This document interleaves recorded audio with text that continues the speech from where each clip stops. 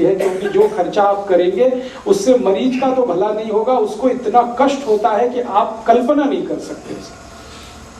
उसको जो इंजेक्शंस दिए जाते हैं, उसको जो टैबलेट्स खिलाई जाती हैं, उसको जो कीमोथेरेपी दी जाती है, सारे बाल उड़ जाते हैं, मुंह के बाल उड़ जाते हैं, चेहरा इतना डरावना लगता है कि पहचान में नहीं आता ये अपना ही आदमी है।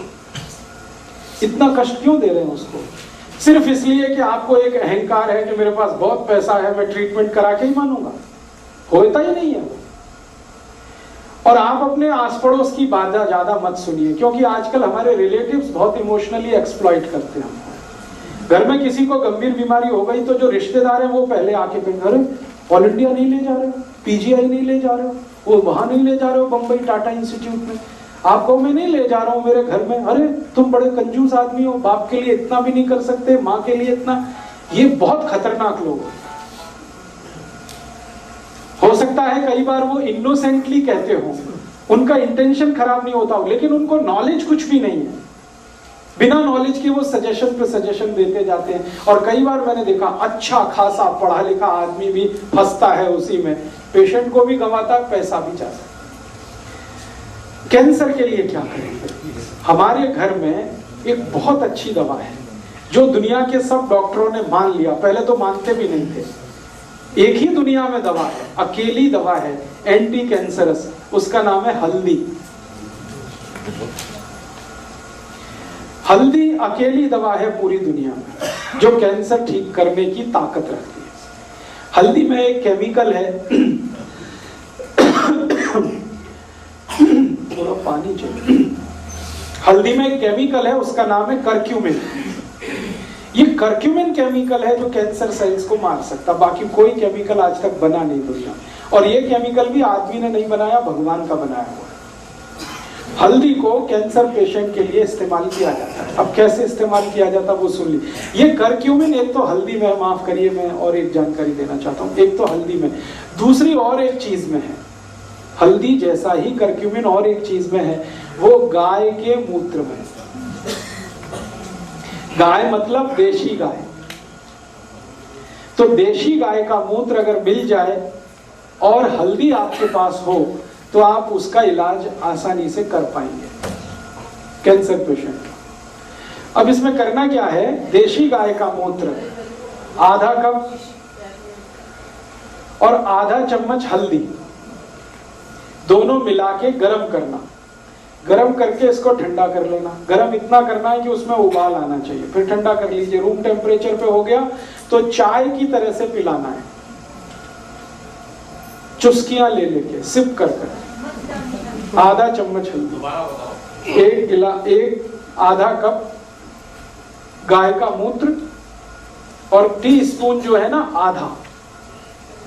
आधा टीस्पून हल्दी।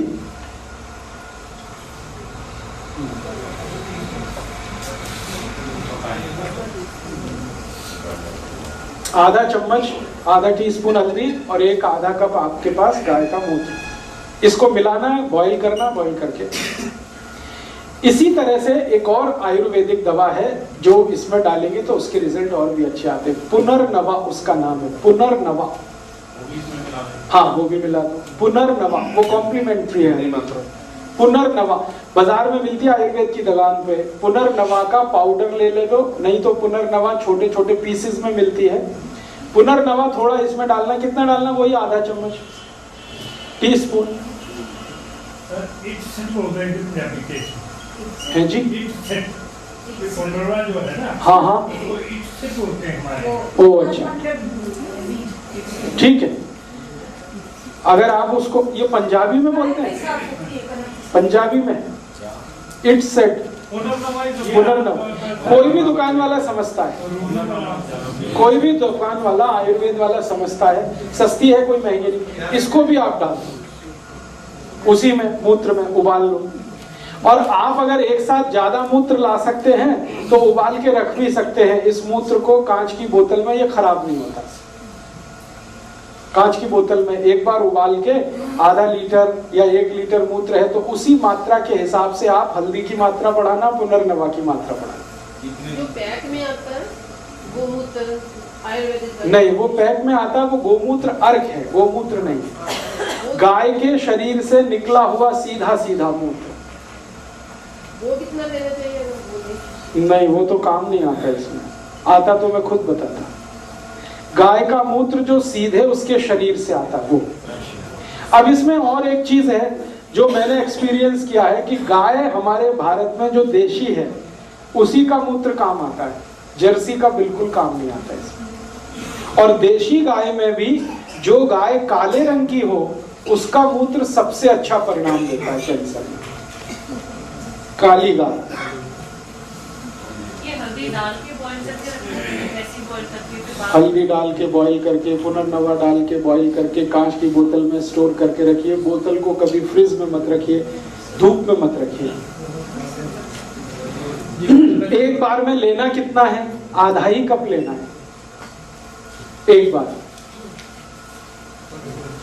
तो कैंसर के ट्रीटमेंट को आप इससे शुरू कर सकते हैं। और ये जब सेकंड स्टेज तक होता है कैंसर, कभी कभी थर्ड स्टेज तक तो इसके बहुत अच्छे रिजल्ट हैं। जब स्टेज थर्ड क्रॉस हो जाती है, फोर्थ में पहुंच गया, तब रिजल्ट में प्रॉब्लम आती है। और अगर आपने किसी पेशेंट को कीमोथेरेपी वगैरह दे दिया तो फिर इसका कोई असर नहीं आता, कितना भी पिला दो कोई रिजल्ट नहीं आता, पेशेंट मरता ही है। ये हमारा 12 साल का तजुर्बा है। तो आप इसको अगर दे रहे हैं किसी पेशेंट को तो पहले पूछ लीजिए, जान लीजिए कि उसको कीमोथेरेपी तो स्टार्ट नहीं हो गई। अगर हो गई है तो आप उसमें हाथ मत डालिए, फिर जैसा डॉक्टर कर रहा करने दीजिए, भगवान से प्रार्थना करिए उसके लिए, इतना ही करिए। और अगर कीमोथेरेपी स्टार्ट नहीं हुई है और उसने कोई एलोपैथिक ट्रीटमेंट स्टार्ट नहीं किया तो आप देखेंगे इसके मिरेकुलस रिजल्ट आते हैं। क्योंकि ये सारी दवाएं काम करती हैं बॉडी के रेजिस्टेंस पर, हमारी जो वाइटलिटी है उसको इंप्रूव करती है। इनमें से सारी दवाएं एक छोड़कर हल्दी आपकी वाइटलिटी को इंप्रूव करती है, और वो वाइटलिटी इंप्रूव होने के बाद कैंसर सेल्स को कंट्रोल करती है। तो कैंसर के लिए इस तरह से आप अपने जीवन में काम कर सकते हैं। इसके अलावा और भी बहुत सारी मेडिसिन हैं, उनको मैं बताना नहीं चाहता क्योंकि थोड़ी कॉम्प्लिकेटेड है।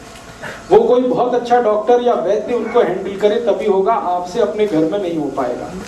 तो कुछ कॉम्प्लिकेशंस होंगे तो आप मुझे कभी भी कांटेक्ट कर लेना, ईमेल कर देना, एसएमएस कर देना, मैं कोशिश करूंगा कि क्या कॉम्प्लिकेशंस है उसमें से रास्ता निकालना। ये तो आपके घर में जो है रसोई के पास टर्मेरिक माने हल्दी, और रसोई के नजदीक गाय माने मूत्र। गाय हमेशा याद रखिए देशी होनी चाहिए, और काली होगी तो बहुत अच्छा है। बस इसमें एक और सावधानी रखनी है कि गाय का मूत्र लेते समय वो गर्भवती नहीं होनी चाहिए। अगर गर्भवती गाय का मूत्र लिया तो भी रिजल्ट नहीं आएगा।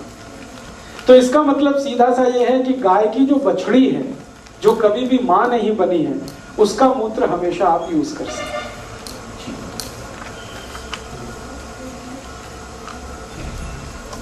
अच्छा, ये तो बात हुई कैंसर के ट्रीटमेंट की। जिंदगी में कैंसर हो ही ना, ये और भी अच्छा है जानना। तो जिंदगी में कभी भी आपको कैंसर ना आए, इसके लिए बस एक ही चीज याद रखिए कि हमेशा जो खाना खाएं, हमेशा उसमें डालडा तो नहीं है, उसमें रिफाइंड ऑयल तो नहीं है, डबल रिफाइंड तो ऑयल नहीं है, ये देख लीजिए एक बार। दूसरा, जो भी खाना खा रहे हैं उसमें रेशेदार हिस्सा ज्यादा है, हाई फाइब्रस डाइट जिसको हम कहते हैं।